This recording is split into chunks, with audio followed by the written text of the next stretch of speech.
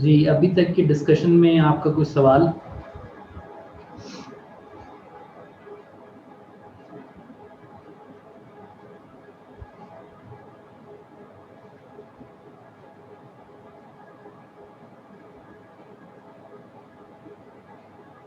Okay, तो gate VPN को हमने डिस्कस किया।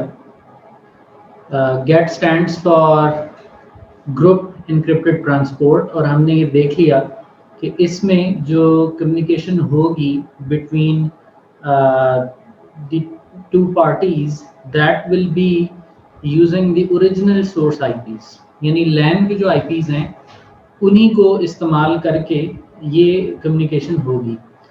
So before we go for the configuration process, हम अपनी बेस लैब के अंदर ये इंश्योर कर लेते हैं कि before we configure anything related to get VPN, our LAN to LAN communication should already be in place, because इसने उसमें सिर्फ आके प्राइवेसी के एलिमेंट को ऐड करना है।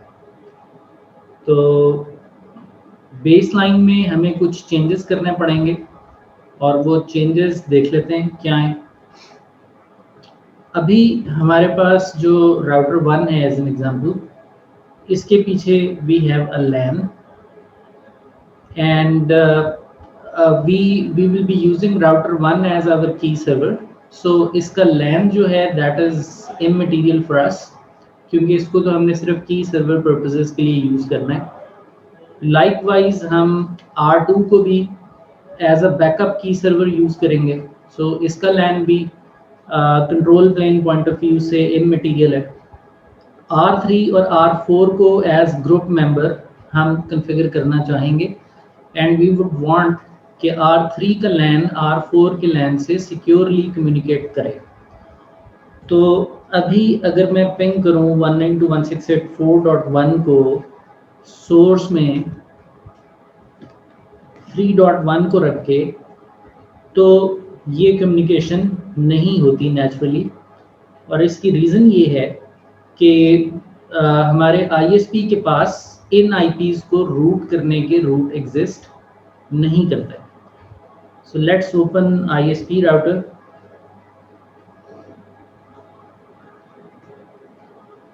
और इसमें चूंकि ये कम्युनिकेशन गीगाबिट 3 और 4 के दरमियान होनी है, तो हम यहाँ पे अपनी वो डीबग वाली एसीएल भी ऑन कर लेते हैं।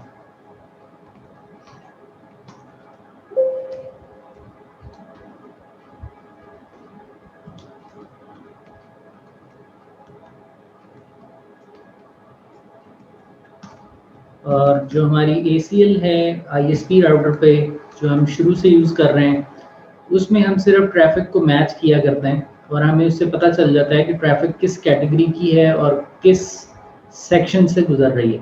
अलॉन्ग विद दैट लॉग की वजह से हमें ये पता चल जाता है कि कौन सा सोर्स और डेस्टिनेशन IP है जो कम्युनिकेट करने की कोशिश कर रहा है। तो एक दफ़ा इस ACL को एक्टिवेट करने के बाद फिर से ट्राई कर लेते हैं कम्युनिकेशन की। तो आप देखिए कि जो ट्रैफिक ISP में आ रही है वो ICMP की ट्रैफिक है और वो 192.168.3 और 4 के माबैन एज इट इज़ आ रही है, यानी उसमें कोई टनलिंग नहीं हो रही कि वो 61 या 62 या 63 या 64 पब्लिक IPs के दरमियान इनकैप्सुलेट होके जाए। The traffic is coming out as it is. अगर आप इसके राउटिंग टेबल को देखें तो we only have a default route, and since we only have a default route, any ping regardless of private or public targets is moving on and getting pushed towards ISP using this default route, and ISP is not capable of routing between these subnets. Hence अगर हम ISP से ही बैठकर 3.1 को ping नहीं कर सकते और 4.1 को पिंग नहीं कर सकते, तो बावजूद इसके कि हम लेटर ऑन DMVPN बना लेंगे, हमारा ping process end to end successful नहीं होगा। सो हमें उसको प्री गेट VPN ही टेस्ट कर लेना चाहिए ताकि राउटिंग के कुछ अंडरलाइंग इश्यूज हैं तो वो रिजॉल्व हो जाए। अब ये जो ISP है ये एक एज्यूम कर लीजिए कि MPLS सर्विस प्रोवाइडर है, तो इसके लिए ये बात ऑकवर्ड नहीं है कि ये प्राइवेट सबनेट्स को रूट कर दे। तो हम 192.168 के रूट्स इसमें ऐड कर रहे हैं इस एतबार से कि ये एक MPLS ऑपरेटर है। So 192.168.4.0 is available on 64.111 and likewise 3.0 is available on 63.111. तो इन रूट्स को ऐड करने के बाद we assume कि 3 और 4 के दरमियान अब before we make any kind of VPN communication exist करती है। So this ping is plain end to end. इसमें कोई किसी किस्म के VPN का कमाल नहीं है या VPN को यूज नहीं किया जा रहा। This is absolutely plain ping end to end. और show crypto engine connection active अगर हम देखें तो कोई क्रिप्टो कनेक्शन इस वक्त एग्जिस्ट नहीं करता। Show crypto session there is nothing, show crypto session nothing, show crypto engine connection active nothing. तो अगर हम ये पिंग कर पा रहे हैं दोनों तरफ से एक दूसरे को, तो that surely is pre existent और that is based upon this ISP कि हम एंड टू एंड पिंग कर सक रहे हैं। गेट VPN में हमने इसमें आकर के अब ऐड कर देना है एक ऐसा कवर जो इस कम्युनिकेशन को सिक्योर कर दे। ओके, हम इनिशियली R2 को भी ग्रुप मेंबर बना लेते हैं ताकि हमारे पास 3 ग्रुप मेंबर्स हो जाए। तो R3 को ग्रुप मेंबर बनाने, R2 को ग्रुप मेंबर बनाने के लिए इसका डेटा प्लेन भी हमें रूट करना पड़ेगा ISP में।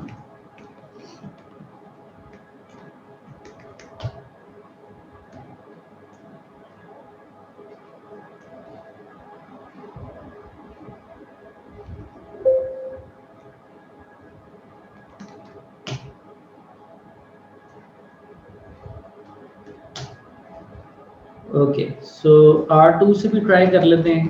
3.1 को सोर्स में 2.1 को रख के एंड लाइकवाइज 4 को। So this is capable of communicating. So R2, 3 and 4 assume them as our group members and initially R1 will act as the key server. तो अब कॉन्फ़िगरेशन देखते हैं क्या है।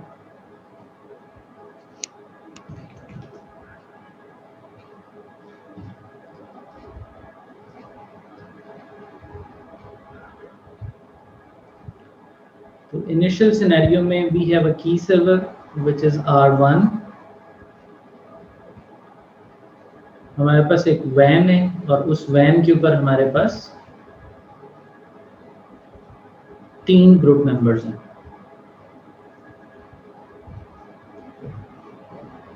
R2, R3 and R4. Here we have 192.168.4.0, 192.168.3.0 and 192.168.2.0. इधर हमारे WAN IPs हैं and those WAN IPs are all reachable.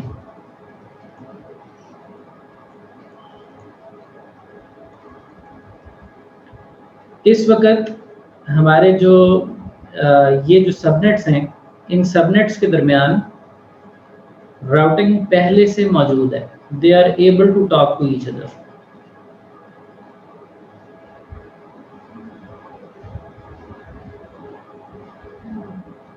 This is the routing which we already have.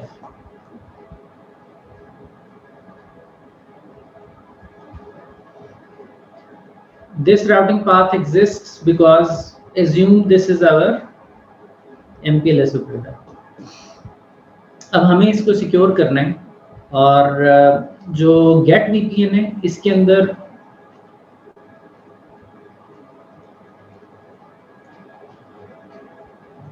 की सर्वर का जो रोल है वो ट्रैफिक एनक्रिप्शन की एनक्रिप्शन की और IPsec की जो ग्रुप ऐसे है उसका तयन कर रहे हैं, और इस ऐसे के अंडर वो तमाम चीज़ें आ जाती हैं जो आप लोकली कॉन्फ़िगर करते थे, जिसमें encryption, hashing, Diffie Hellman groups, that source and destination IP which should be encrypted and those which should not be encrypted, वो सारी की सारी चीज़ें यहाँ पे एग्जिस्ट करेंगी की सर्वर में। ग्रुप मेंबर में सिर्फ और सिर्फ हम जो कॉन्फ़िगरेशन करेंगे that will be of GDOI, so that ये GDOI प्रोटोकॉल के ज़रिए रजिस्टर हो जाए की सर्वर में और यहाँ से अपनी कॉन्फ़िगरेशन पिक कर लें। So we will have very simple configuration on group members. They just need to register using UDP port 848, which is of GDOI, to the key server, and they will pick configuration from there. तो जो ज़्यादा significant configuration है that exists only in the key server. So let's see how the key server is configured. की server में सबसे पहले हम public private की पेयर जनरेट कर रहे हैं। हमने इससे पहले कमांड पढ़ रखी है क्रिप्टो की जनरेट RSA, और ये हम नहीं दिया करते यूजुअली, हम सिंपली लिख देते हैं मॉडुलस आगे 1024, और ये भी हम नहीं लिखते। ये जो एक्स्ट्रा एड-ऑन्स हैं इस दफ़ा उस कमांड में जो हमने इससे पहले सर्टिफिकेट जनरेट कराने के लिए पढ़ रखी है, इस कमांड के लिए एक्स्ट्रा एड-ऑन्स इसलिए हैं कि हमने इस की पेयर को एक नेम दे दिया है, एक लेबल दे दिया है। हमारे राउटर के अंदर पब्लिक और प्राइवेट कीज के मल्टीपल पेयर्स हो सकते हैं। We can have A pair, we can have B pair, we can have C pair, और हम अलग अलग पेयर्स मुख्तलिफ कामों के लिए यूज कर सकते हैं। जब आप ये वाला पोर्शन डिफाइन नहीं करते तो जो पब्लिक प्राइवेट की पेयर जनरेट होता है वो डिफॉल्ट वाला जनरेट होता है, यानी वो एक ऐसा की पेयर जनरेट होता है जो हर कोई रेफर कर रहा होता है। तो हम अपने उस पब्लिक प्राइवेट की पेयर को डिस्टर्ब नहीं करना चाहते जो शायद ऑलरेडी राउटर में SSH सेशंस को डील कर रहा है या वो हमारे सर्टिफिकेट्स को डील कर रहा है। We do not want to disturb that key pair, इसलिए हमने लिखा है कि क्रिप्टो की जनरेट RSA जनरल कीज और उसका एक लेबल दे दिया है। ये लेबल आप कुछ भी रख सकते हैं, माई VPN, your VPN, A, B, C, कुछ भी नाम रख दें इसका। फायदा ये है कि अब ये जो की पेयर जनरेट होगा जिसका नाम गेट VPN है, ये की पेयर आपको जब जिस जगह इस्तेमाल करना हो यू कैन कॉल दिस, तो ये उसी के लिए काबिल इस्तेमाल होगा। अदरवाइज ये जनरेटेड है और पड़ा हुआ है, दैट इज इट। एक्सपोर्टेबल का कीवर्ड हमने इंटेंशनली ऐड किया। एक्सपोर्टेबल का मतलब ये है कि ये जो पब्लिक प्राइवेट की पेयर यहाँ जनरेट होगा, पब्लिक की A और प्राइवेट की A जो जनरेट होगी यहाँ पे की सर्वर में, जो कि राउटर 1 में एग्जिस्ट करता है, कल को अगर हम एक और की सर्वर बनाते हैं जो कि हम राउटर 2 पे बनाएंगे, विच इज़ अवर की सर्वर 2, और इनके दरमियान हम कोऑपरेटिव प्रोटोकॉल के ज़रिए रिडंडेंसी इनेबल करते हैं की सर्वर की, तो यहाँ तक जो पब्लिक प्राइवेट की स्ट्रक्चर है वो एक नया जनरेट नहीं करना, बल्कि यहाँ वाला की पेयर एक्सपोर्ट करना है और इसको इधर इंपोर्ट कर देना है, सो दैट ये जो कीज हैं ये दोनों राउटर्स में इक्वल हों। ये ना हो कि ये अपनी पब्लिक प्राइवेट कीज जनरेट कर दे, ये अपनी पब्लिक प्राइवेट कीज जनरेट कर दे। दो रिडंडेंट की सर्वर्स आपस में जो पब्लिक प्राइवेट की पेयर है वो एक जैसा शेयर करते हैं। तो अगर हम एक्सपोर्टेबल नहीं लिखेंगे तो हम कल को जब रिडंडेंसी की लैब करना चाहेंगे तो हम इस पब्लिक प्राइवेट की पेयर को एक्सपोर्ट करके राउटर 2 के अंदर इंपोर्ट नहीं कर सकेंगे। ये लोकली सिग्निफिकेंट बन के रह जाएगा अगर आप एक्सपोर्टेबल नहीं ऐड करते। तो ये हमने एक्सपोर्टेबल का कीवर्ड फ्यूचरिस्टिकली ऐड किया है। सो एक तो ये कमांड हमने हमारे लिए थोड़ी सी डिफरेंट शक्ल में आई है। उसके बाद ये जो कॉन्फ़िगरेशन है यहाँ से यहाँ तक, that should not be new for us. This is simple ISACamp configuration for phase 1। और इसमें हम जो भी की रखना चाहें, एड्रेस 000 इसलिए कर दिया कि हम चाहते हैं कि कोई भी आके हमसे कम्युनिकेट कर सके। अदरवाइज हम यहाँ पर सर्टिफिकेट्स भी यूज़ कर सकते हैं। हम की ना यूज़ करें, हम हर राउटर में सर्टिफिकेट ऐड करके यहाँ पर RSA सिंक कर लें, तो that is more secure and convenient. It's up to you. You use pre-shared key or you use digital certificates. It supports both. तो ये फेज 1 की कॉन्फ़िगरेशन है ISACamp की। उसके बाद से जो कॉन्फ़िगरेशन स्टार्ट हो रही है, that is typical configuration for get VPN। अब देखिए यहाँ पे हम एक ACL बना रहे हैं and we are on a key server। ये जो ACL है 160, 101 और it can be a named ACL, इसमें हम कुछ ट्रैफिक्स को डिनाई कर रहे हैं और कुछ ट्रैफिक टाइप्स ऐसी हैं जिसको हम परमिट कर रहे हैं। जितनी ट्रैफिक टाइप्स आप यहाँ पे डिनाई करेंगे वो traffic types are excluded from IPsec। जिस ट्रैफिक को आप परमिट करेंगे that is included in IPsec। सो कहने का मकसद ये है कि ये जो ACL हम डिज़ाइन कर रहे हैं की सर्वर के ऊपर, इस ACL का काम ये है कि इसने इस ACL 160 ने जब पुश होने तमाम ग्रुप मेंबर्स में, तो इसने उन ग्रुप मेंबर्स को ये नॉलेज देनी है कि आपने कौन सी ट्रैफिक को VPN टनल में फॉरवर्ड कर देना है और कौन सी ट्रैफिक को अपने एज इट इज इंटरफेस पे प्लेन सेंड कर देना है। तो ये जो डिसीजन मेकिंग है, इसकी जो नॉलेज बेस है वो ACL 160 की शक्ल में यहाँ पुश हो रही है ग्रुप मेंबर्स के अंदर, और ये एक मास्टर ACL है, सो सब के ऊपर यकसा अप्लाई होगी। तो इस ACL में अगर हमने राउटिंग प्रोटोकॉल की ट्रैफिक, राउटिंग प्रोटोकॉल चला रहे हैं तो हम उसको ऑफ करना चाह रहे हैं। अगर कोई मल्टीकास्ट राउटिंग प्रोटोकॉल चल रहा है तो उसको एक्सक्लूड किया जा रहा है। और सबसे इम्पोर्टेंट है UDP 848 की पोर्ट के GDOI की अपनी ट्रैफिक एन्क्रिप्शन की नज़र ना हो जाए, वो टनल ना हो जाए।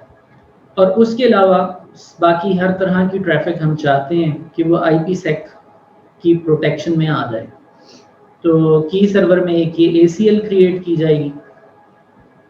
सो अभी तक हमने एक पब्लिक प्राइवेट की पेयर देखा है, इसका ताल्लुक पब्लिक क्रिप्टोग्राफी के साथ है, पब्लिक की क्रिप्टोग्राफी के साथ है। ISACamp का फेज 1 देखा है और एक ACL देखी है जिसको अभी हम देखेंगे कि आगे कहाँ यूज होती है ये।